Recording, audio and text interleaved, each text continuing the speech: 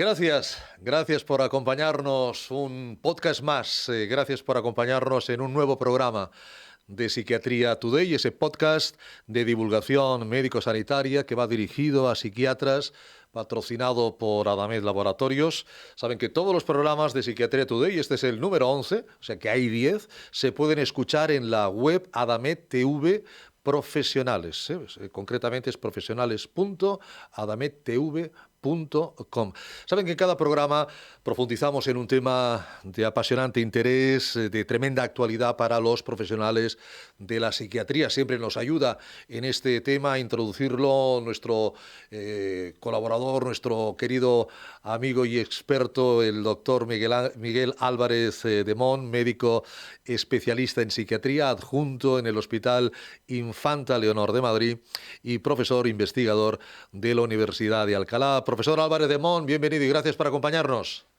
Buenas noches, Ricardo. Muchísimas gracias a ti por ayudarnos una vez más a grabar un podcast y a presentarnos y hacerlo tan ameno. O sea que muchísimas gracias. Faltaría más. Además, el tema siempre es interesante, pero hoy especialmente a mí me llama mucho la atención retos actuales en el campo de la psicosis. Y para ello el doctor Álvarez de Mon pues ha invitado al doctor Javier Goena. El doctor Goena es un médico especialista, por supuesto, en psiquiatría. Completó su trayecto formativo en la Clínica Universitaria de Navarra, donde realizó el trayecto formativo en psiquiatría infantil y también de adolescencia, y además se inició en el campo de la investigación en esquizofrenia y en psicosis, área en la cual está haciendo su tesis doctoral. Su proyecto de tesis se titula Temporalidad en esquizofrenia, hallazgos de un estudio de resonancia magnética funcional para detección anómala de la temporalidad y la disparidad. Desde el inicio de su práctica clínica compagina su tarea asistencial con la investigación. Forma parte de IDISNA, o Instituto de Investigación Sanitaria de Navarra, como investigador predoctoral. Además, ha completado también su formación con un curso de experto en intervenciones basadas en terapia dialéctico-conductual en la Universidad de Deusto y actualmente trabaja en la Red de Salud Mental de Navarra. Don Javier, doctor Goena, muchísimas gracias también por acompañarnos y por estar con nosotros. Bueno, con todo, buenas noches, Ricardo, buenas noches, Miguel. Con todo este currículum, doctor Álvarez de Mon, querido Miguel, pues está todo preparado para que hablemos de los retos actuales en el campo de la psicosis. Todo suyo, profesor. Bueno, muchas gracias. Bueno, doctor Goena, casi que te voy a llamar Javier porque somos amigos, los dos nos formamos en la Clínica de Navarra. Bueno, muchas gracias por la invitación, Miguel. O sea, que tú mismo en la presentación, cuenta un poco qué nos une. No, por supuesto, no. Aquí el doctor Goena también se formó en la Clínica Navarra y forjamos nuestra amistad. Y luego además es Donostierra y San Sebastián es una de mis ciudades favoritas. O sea que eso también nos une, el cariño por San Sebastián. Bueno, pues entonces yo lo primero que te quería preguntar, porque a mí me parece muy interesante, creo que a los que nos estén escuchando también les puede resultar útil saber cómo haces para compaginar la labor asistencial con la investigación. Porque yo creo que en España, al menos en España, una minoría de los médicos hacemos la tesis doctoral y a mí me parece que, lo sé, ¿no?, de primera mano, que supone un gran esfuerzo, y a ti que estás ahí ya casi terminando el trabajo de campo, ¿no?, que te falta escribir, pero que ya lo tienes muy avanzado, pues bueno, dinos un poquito cómo haces para compaginarlo. Sí, pues, hombre, lo primero que te diría es que, bueno, como tú bien dices, pues no somos muchos los que nos metemos en estos terrenos de investigación, y menos todavía los que lo hacen de una manera exclusiva, ¿no?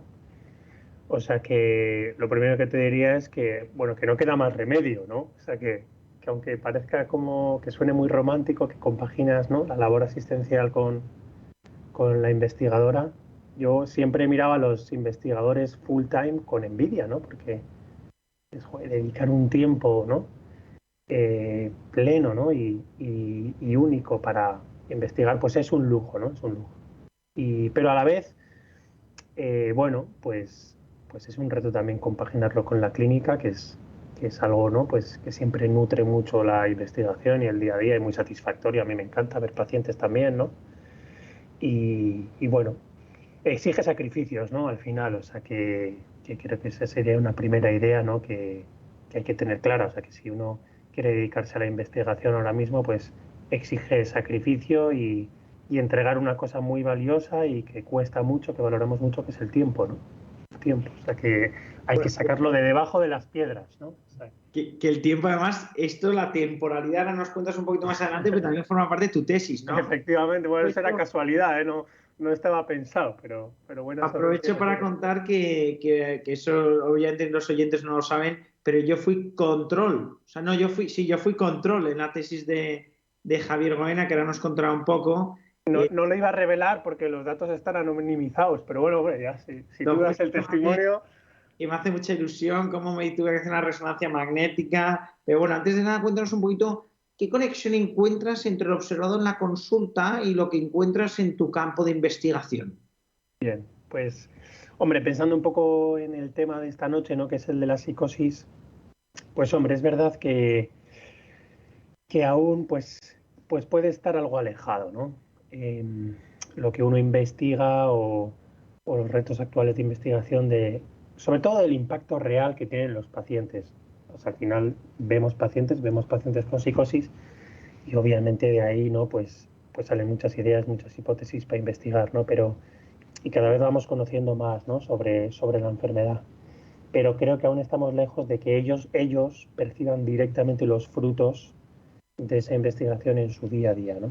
Eh, a la vez, claro, creo que esto puede alimentar un poco el mito, tanto en pacientes como en profesionales, ¿no? Bueno, que se sabe muy poco del cerebro, ¿no?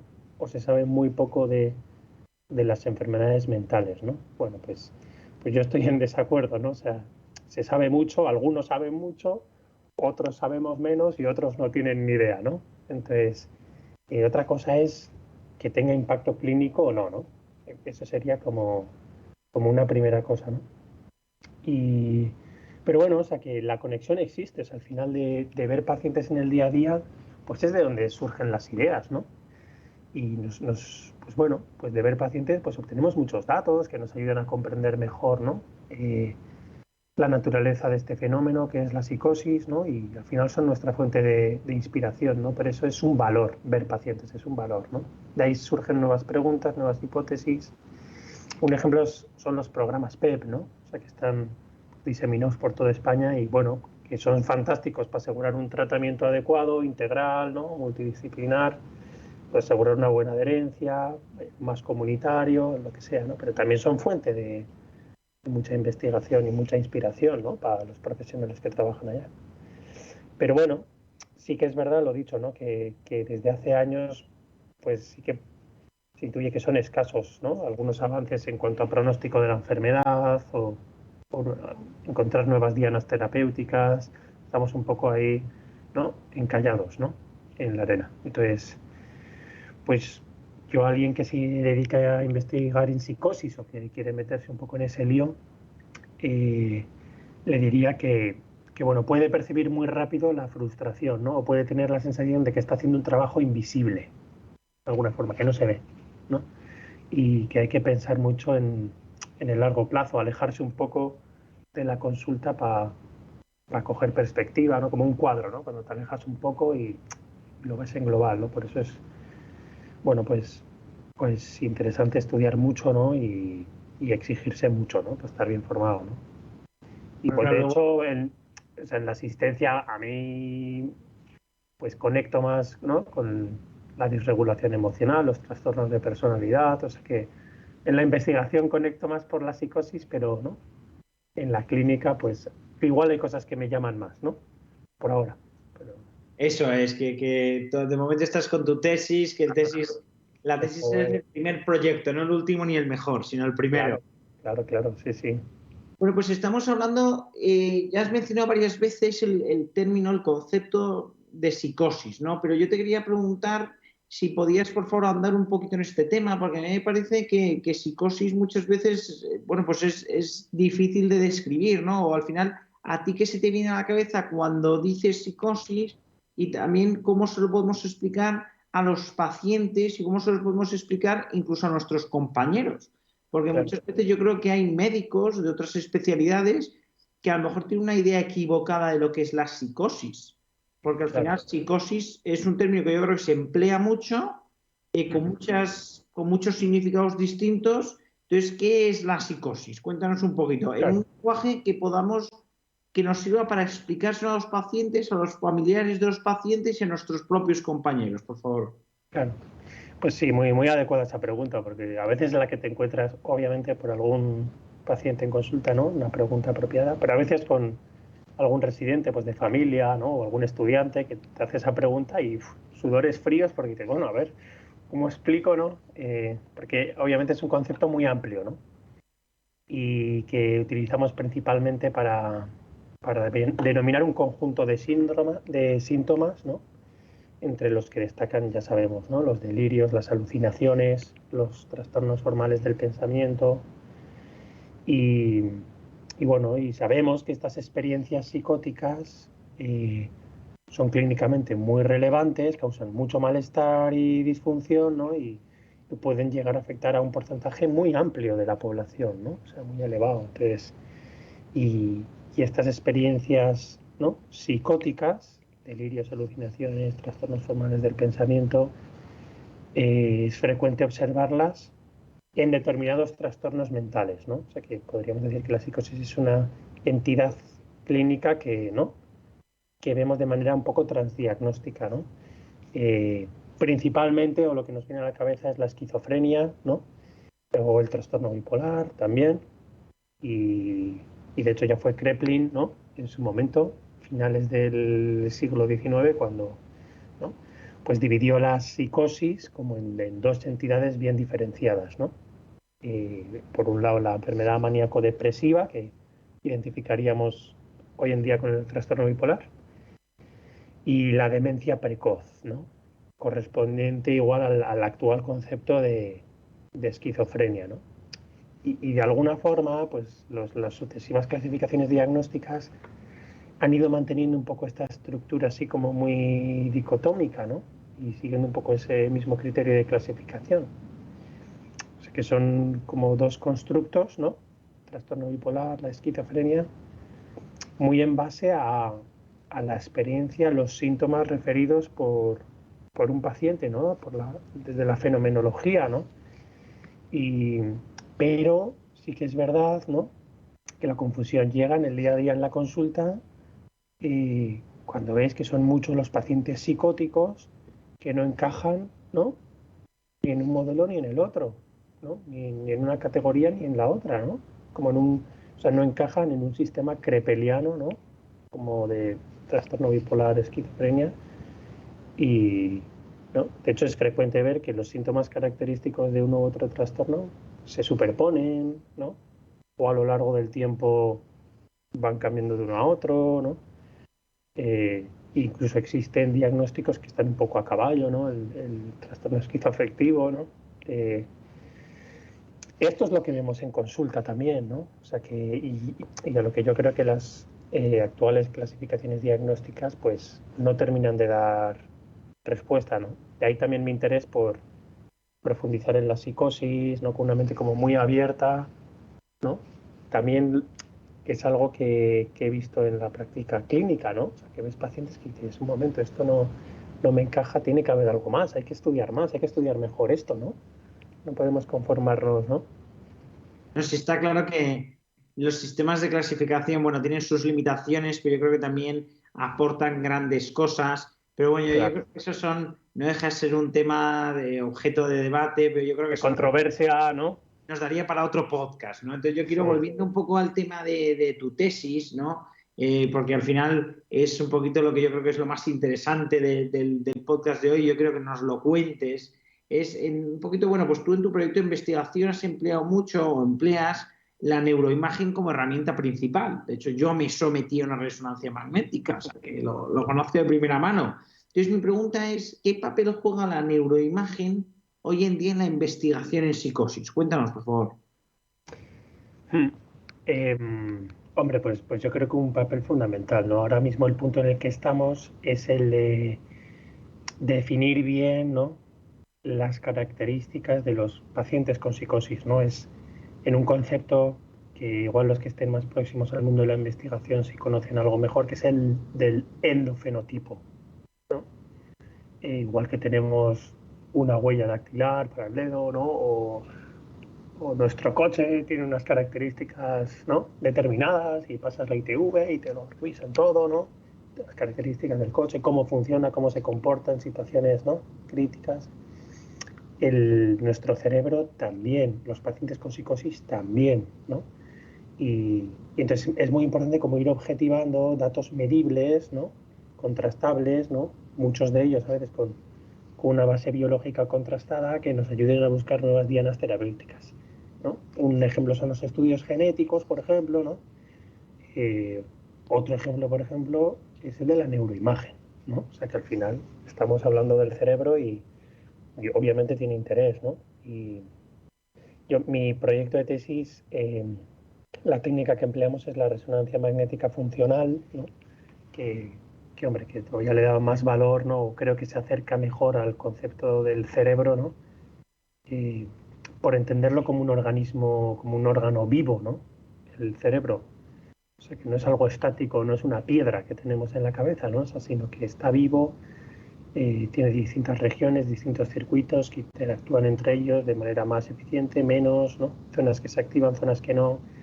Y las técnicas de neuroimagen funcional permiten, con sus limitaciones obviamente, pues acercarse un poco a eso, ¿no? Y de cara a estudiar como algunos síntomas propios de la esquizofrenia y de la psicosis, estoy pensando en el deterioro cognitivo, pues hombre, creo que es un planteamiento pues bastante adecuado, ¿no? Precisamente para estudiar esas regiones, esos circuitos, ¿no?, esas redes que podrían ser disfuncionales, ¿no?, y que podrían explicar pues un poco esa hipótesis de alteraciones en el neurodesarrollo, ¿no? Igual pues no ponemos el foco en las entrevistas clínicas en eso habitualmente. Lo ponemos en los síntomas positivos, en los síntomas negativos defectuales, pero propiamente los síntomas cognitivos, que quizás es como uno de los temas de interés en investigación, pues creo que la neuroimagen pues Es puede lo que estar. te voy a decir. Yo creo que en los síntomas cognitivos de la esquizofrenia, sobre todo, como has dicho bien antes, los programas de primeros episodios psicóticos en general están siendo muy prolíficos desde el punto de vista investigador, están publicando mucho, hay grupos muy Sí, potentes en España, vamos, a mí se vienen a la cabeza muchos, ¿no? Aquí en Madrid, bueno, el grupo del 12 de octubre publica mucho, y en cognición, yo creo que de cognición también están publicando mucho, ¿no? Yo digo, porque es lo que yo conozco aquí, al menos en la Comunidad de Madrid, en psicosis y en cognición, lo que se te viene a la cabeza es el grupo del 12 de octubre, ¿no? Ahí con, bueno, mucha gente, ¿no? Pero ahí está, entre otros, Roberto Rodríguez, ¿no? Que están publicando, vamos, a un sí, nivel muy bueno y trabajos muy interesantes, ¿no?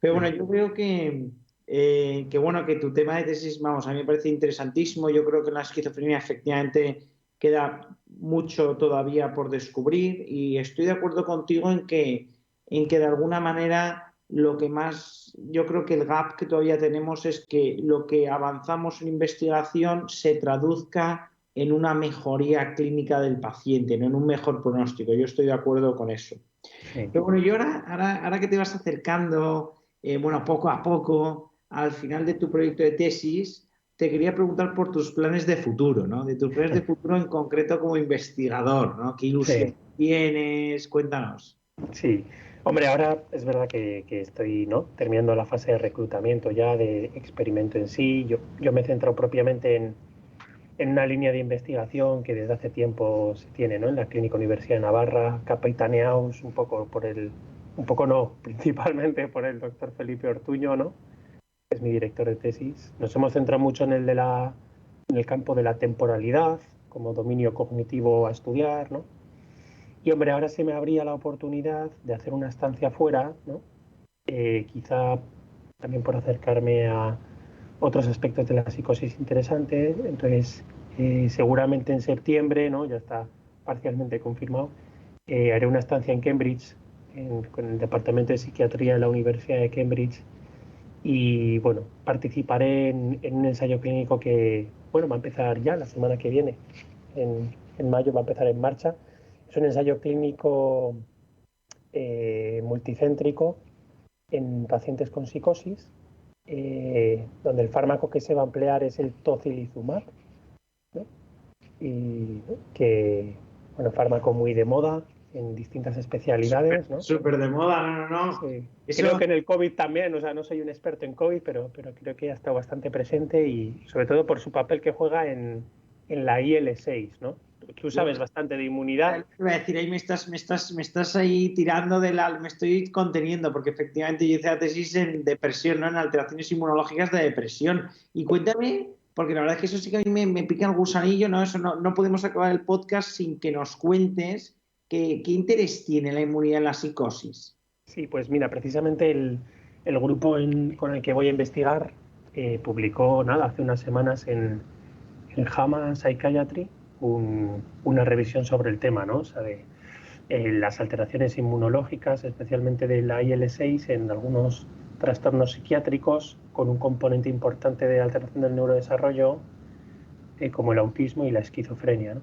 ¿Y recuerdas, perdona, el título del artículo o el primer autor para que quien quiera escucharlo? Mira, de hecho igual lo tengo por aquí a mano. Sí, mira, el primer autor es John Williams y entre los autores está el profesor John Suckling, con el que voy a ir a rotar, y el título es Inflammation and Brain Structure in Schizophrenia and Other Neuropsychiatric Disorders. Y bueno, pues ahí está publicado, es 30 de marzo del 2022, ¿no? O sea, que recién salió del horno. Publicación online, ¿no? Entonces, bueno, o sea que bastante reciente, ¿no? Y bueno, lo dicho, entonces sí que se ve que en las trayectorias evolutivas de algunas psicosis, especialmente en las que hay precisamente algún trastorno afectivo, ¿no? Conectamos con tu tesis, ¿no? En las que hay mayor afectación cognitiva, sí parece que el tema de la inmunidad es importante, ¿no? Por la neuroinflamación, la toxicidad, ¿no? Y en general todo el clima pues adverso que se genera en el cerebro, ¿no? Que es muy agresivo, ¿no? Y bueno, pues eso sería como un ejemplo, ¿no? de pues, trayectorias evolutivas distintas dentro de la psicosis, ¿no? Y preguntarse, buscar datos biológicos, nuevas dianas terapéuticas que puedan modificar, ¿no? El pronóstico, curso o gravedad de la enfermedad, ¿no? Me parecía como un ejemplo muy bueno y que toca un poco algunos temas en los que estoy investigando yo, ¿no? Tener la posibilidad de hacer neuroimagen en psicosis, ¿no? Y adentrarme en cognición, o sea que me parecía una oportunidad muy buena, ¿no? Qué bueno, qué bueno. No, enhorabuena porque me parece que es una estancia interesantísima. Cambridge también un entorno, vamos, yo creo que son universidades con siglos de historia y no puede ser una de las cunas del conocimiento, ¿no? O sea que... La gente me suele dar la enhorabuena, o yo qué sé, por la tesis o por una estancia, pero realmente, o sea, es un lujo. O sea, que la gente se piensa que el que hagas la tesis o investigues es porque tienes unas cualidades o unas competencias y es al revés, o sea, o sea, lo haces para aprender. O sea, en la tesis, tú no haces una tesis porque seas un experto, sino lo contrario. Y hablando de aprender y hablando simplemente también por cerrar con un punto práctico, con algo que pueda ser de ayuda para nuestros oyentes, ¿cuál sería para ti como el mensaje final, ¿no? Lo que llamamos ahora el take home message. O sea, ¿qué nos quieres decir para cerrar? 2 ideas, cosas útiles que podamos integrar en nuestra práctica clínica. O sea, cómo toda la investigación que hacéis en psicosis, qué podemos aprender, qué debemos de saber. Sí.